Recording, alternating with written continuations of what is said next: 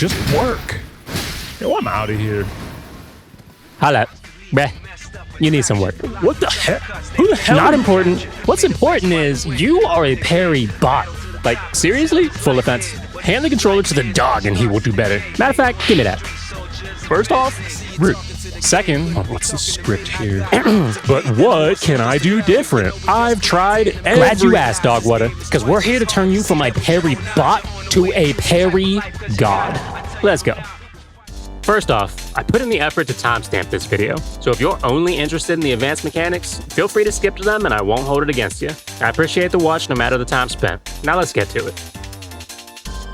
Parrying is a high-risk, high-reward maneuver. This is an all-or-nothing gambit where, if you succeed, it makes the opponent vulnerable for a critical hit. But if you fail, you're gonna eat that full damage. When wielding a shield, you are sacrificing a lot of potential damage you would have otherwise had from either dual-wielding or two-handing a weapon. So getting good at this mechanic can be a great way to make up that damage. In PvP, you don't even need to use your parry for it to have a drastic effect on the fight. The act of holding a shield in and of itself is a threat. Even when not pressing parry, the fact that your opponent knows that you can press parry makes them play entirely differently than they would if you didn't have access to it. This gives a lot of free offensive pressure. Alright, enough with the general details. So why does it seem like you can never land these? Parries have a very specific timing that, if you aren't aware of, can make it very tricky to ever intentionally land them. In the original Souls titles, Demon Souls and Dark Souls 1, parrying happened instantly, at the beginning of the animation.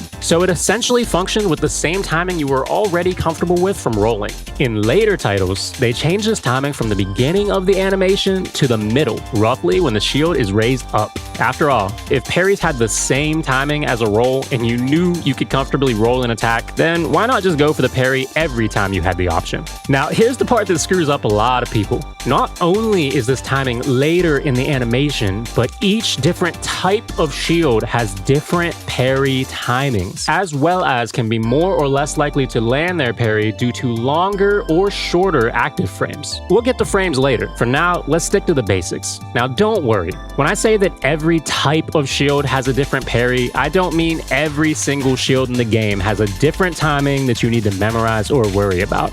The type is something you can observe in the item menu under their names. These types are small shield, medium shield, and buckler parry. There are also unique weapon types such as thrusting sword, claws, fists, and curved swords that allow you to equip parry as an Ash of War. This can give you access to a parry command without the need of a shield. Certain types of parries, such as buckler, just straight up come out quicker than others as well as last longer. A great general concept to have in mind if you don't want to get into the advanced stuff is that the smaller the shield, the better the parry. If you're going around trying to parry with a medium shield, you are going to have a bad time. Although small shields have worse defensive stats, generally they are sacrificing these stats for access to a much easier parry. Here's an interesting trick that many may not know that can help you give a visual representation to many of these timings. Stand next to a wall with your shield of choice and press parry. You'll notice a puff of smoke appear on the wall. That is roughly the time that you want an attack to connect. The only parry I found that this doesn't work with is the parrying dagger.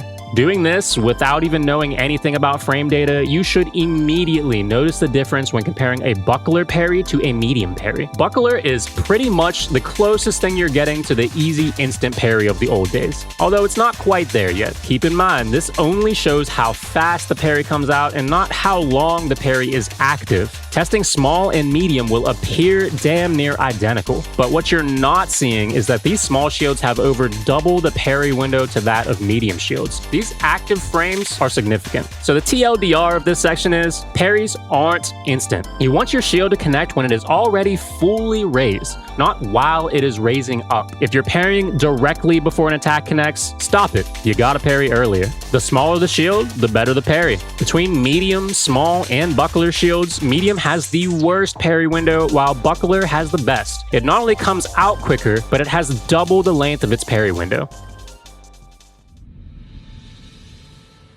All right, so what am I doing wrong exactly? You better not be here just to give me tips on timing better, because I've done all that shit. First off, you're using a medium shield. What's that matter? That's the lowest amount of parry frames possible. You are literally making this as hard as you can on yourself.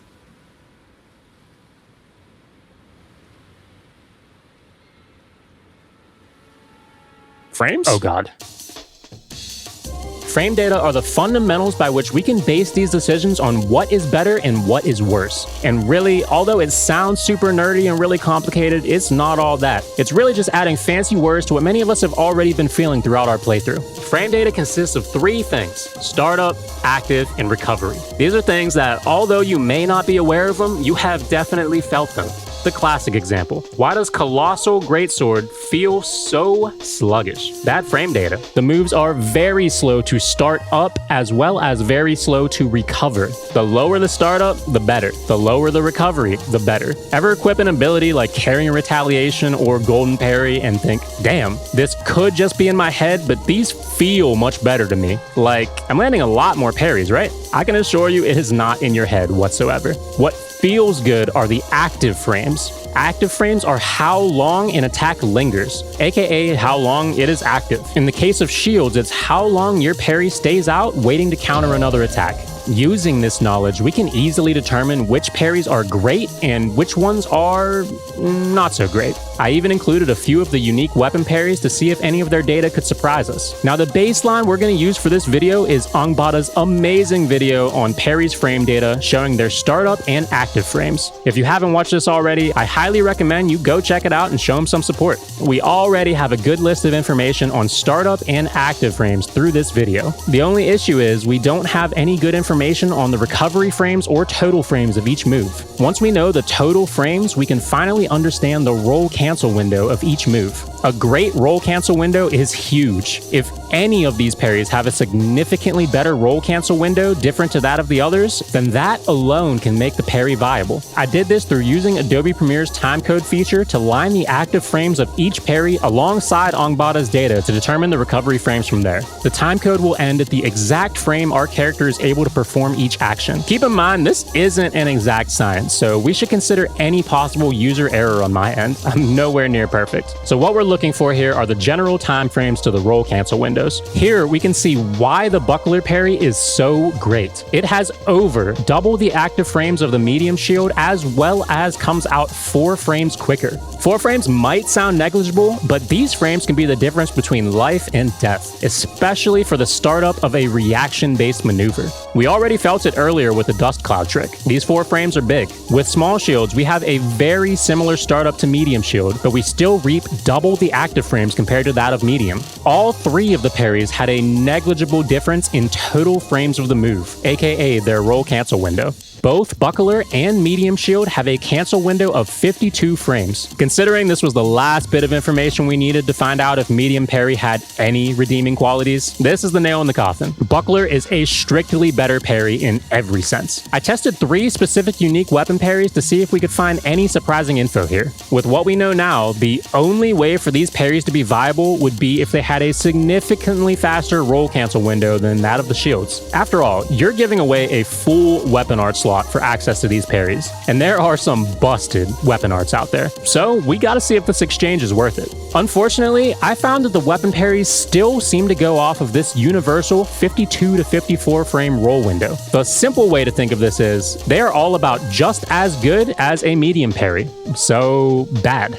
Parry Dagger is slightly better with a bit more active frames, but it's just not worth it to choose to hold this over a shield. The cliff notes here are pretty similar to our first section, but we gave a rhyme and reason to it all. The startup is nice, but the buckler's 11 frame active window is what really makes it shine over the medium parry's 5 frame active window. All parries have similar roll cancel windows, so just go with whatever's the quickest and most active. Weapon parries are not worth it. Ultimately, it's your playthrough. Do whatever makes you the happiest. Generally though, I'd recommend many traditional Ashes of War over this. Wait, you're telling me I've only had a 5 frame window to land this trash? A buckler has double the chance of a parry. Well, I wouldn't say double the chance, but yeah, pretty much. Over 2 times the length on a parry window is huge. So that's it then. Equip a smaller shield, get way better at parrying. We're done here. Let's fucking go! Wait. I promised to make you a god at parrying. Did I not? Bro, that's double the frames. I think I'm good. Double's good. But how about triple? You said this was the best shield for parries, right? It is. But it's also not the best shield for parries. There are two Ashes of War in Elden Ring that completely flip the script on the fundamental differences between shield types. These Ashes of War are Carrion Retaliation and Golden Parry. We talked about them a bit earlier. Even based off the wall trick alone, no frame data involved, you'll notice that the medium shield's parry goes from being noticeably slower than the buckler to being just as fast. Throwing the frame data in there, we can see that both Carrion Retaliation and Golden Parry force our small and medium shields to have the same startup frames as a buckler. Not only that, but the parries now have 3 frames more of an active window than that of even the buckler. If you went from flopping around medium shield parries all game to this, you have just nearly tripled your active frames. You are landing everything from this point forward. Now this has to come with a downside, right? That's the main thing I was curious about. Like, maybe the recovery's worse and we can be punished harder. Nope. All of the tests show that both Carrion Retaliation and Golden Parry consistently get around 53 frames for their roll cancel window every time, no matter if it was a small shield or a medium shield. These are the same roll cancel frames we'd be getting if we were using a buckler, just we're getting an even better buckler. We now know everything we need to make the ultimate decision. What is the most optimal? Considering everything, there was no weapon or shield with any significant difference to persuade us from otherwise just using Carrion Retaliation or Golden Parry. If we ran into something with an 8 or 10 frame difference perhaps in its roll cancel window, then we might have had another option to consider here. But so far, everything, including unique weapon parries, landed in the range of 52 to 54 for their total frames. When everything has relatively the same total frame count, optimally, we just want the one that's the most active. And conveniently, in this case, the most active is also the quickest. All upside, no downside. With this in mind, we can determine that the best parry in the game is tied between Carrion Retaliation and Golden Parry. These can be used on either a small shield or a medium shield. If you go with medium shield, you aren't sacrificing any of the defensive stats that we said you had to sacrifice before to have access to a good parry. This pretty much goes directly against the fundamentals of shields that we talked about earlier. So how do you pick between Carrion Retaliation and Golden Parry? So this one is actually just preference. We don't need to be nerdy about this and go into frame data because both offer the same thing. Golden Retaliation increases the range of your parry immensely. This ability actually allows you to attempt parries from a safe distance. So if you're good at consistently positioning yourself outside the range of your opponent's attacks, you gain access to a very unique zero-risk parry. The downside to this is Golden Parry costs FP with every single use of it. If you don't have enough FP, your parry will just turn into the regular version suited to your shield. So what about Carrion Retaliation? Carrion Retaliation, by design, was intended to reflect spells. Because of this, it only consumes FP when we successfully parry a spell. This means, unlike Golden Parry, if we are using this for melee purposes, then we never have to worry about running out of FP due to this move. We still have to make sure we have enough FP to cast it, but it will never be responsible for the FP drain itself. Carrion has nowhere near the range of a Golden Parry. It's the same range as a normal parry though. So as long as you haven't spoiled yourself too much with Golden Parry, then you should already be familiar with this range. Aside from not costing FP, it also opens up your options against mages by giving you a direct counter to spells, since we can always still use it for its intended use and not just the amazing parry. The TLDR here is, we found the best parries. Equipping Carrion Retaliation or Golden Parry allow you to hold a shield with the defensive stats of your choice without sacrificing anything. Assuming this doesn't get patched, these are objectively the best ways to parry, and there is no reason not to have one of these abilities on your shield. Pick Golden Parry if you prefer safety and can handle the FP drain. Pick Carrion Retaliation if you cannot handle the FP drain and are okay with a little bit of additional risk to your parries.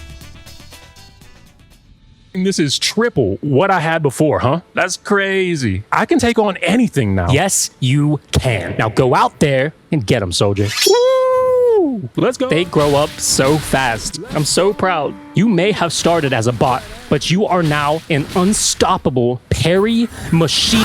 Well, you still have to time it, I guess.